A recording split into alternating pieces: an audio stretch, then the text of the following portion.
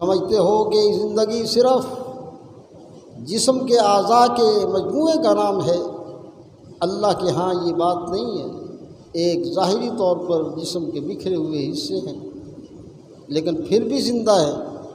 یہاں پر صرف اللہ تعالیٰ نے کہنے کے اعتبار سے ارشاد فرمایا، جو اللہ کے راستے میں قتل کیے جائیں انہیں مردہ نہ کہو، اب نہ کہنے کے اعتبار سے ہے۔ دوسری جگہ اللہ تعالیٰ نے یوں ارشاد فرمایا، وَلَا تَحْسَبَنَّ الَّذِينَ قُتِلُوا فِي سَبِيلِ اللَّهِ أَمْوَاتٌ۔ اب یہاں پر اللہ تعالیٰ نے ارشاد فرمایا ہے کہ تم اس بات کا گمان بھی نہ کرو، دل میں یہ بات نہ لاؤ۔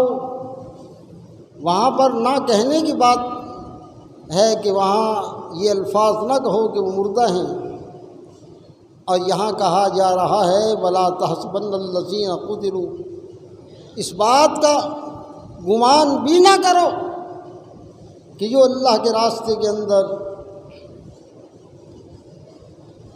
فوت ہو جائیں، قتل کر دیے جائیں، ان کو مردہ ہونے کا دل کے اندر، اپنے احساس کی دنیا کے اندر گمان بھی نہ کرو۔